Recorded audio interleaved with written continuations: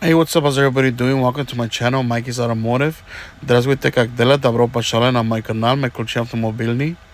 Hola, bienvenidos todos a mi canal, Mikey's Automotive. So today we're fixing this Fobik. Now, usually these are made for Dodge, Jeep, Chrysler, Ram, and even Volkswagen. So the main issue with these are that the buttons will stop working. Sometimes the lock button won't work or the unlock button won't work, and usually you can feel it.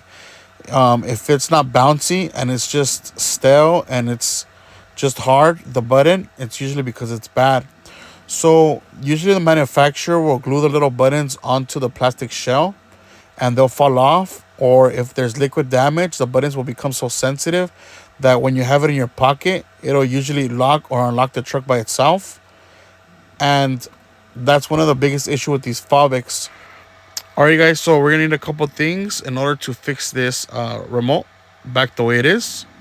We're gonna need some alcohol, some scissors, clear tape, microfiber rag, and or toothbrush, so that we're able to clean this circuit board really nice. Now, before we even start to use our alcohol to clean it up, we're gonna remove our battery from our circuit board, and that will help us prevent any damage to the Fobik while we're cleaning it up with alcohol.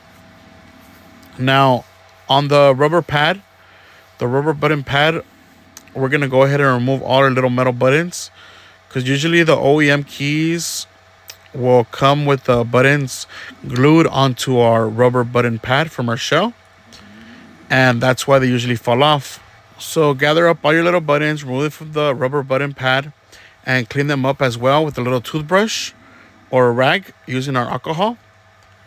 And allow maybe 15 to 20 minutes before you start placing all the buttons on there and then taping everything on there. So 15 to 20 minutes just so we can get that circuit board nice and dry. And as you can see, I already removed all my buttons from our rubber pad. And you don't want to leave anything on there, you guys. You want to take all the buttons off. No matter if they're really glued on, they're really good, because that's going to prevent future damage to the Fobik, because they usually fall off. So we're going to place them right in the center of our electroplates, our gold electroplates. Now, if you don't do this correctly, you guys, it's not going to work. All right, so as you can see, we placed all the buttons right in the center. Okay, we clean them up.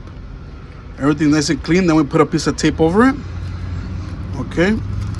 Now the last part we're going to do is we're going to get some scissors and cut all around nicely right here around the circuit board. Okay, so that you don't have any tape on the outside.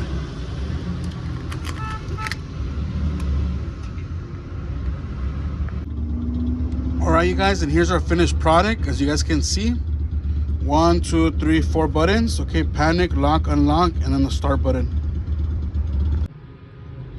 All right, you guys, and the issue that my customer was having was that the buttons were really sensitive. There was some liquid damage in here, so even when he would just barely press it or have it in his pocket, it would lock, unlock. Okay, but we fixed it, as you guys can see.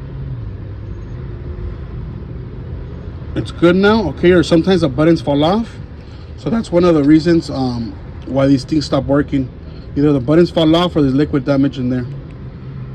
Okay, as you guys can see, it works normal again.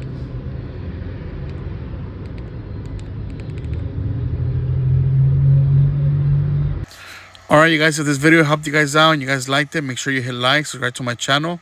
Don't forget to join our members only for priority commenting and to be part of our free giveaways, and to join our members only community chat where our members are able to go ahead and chat.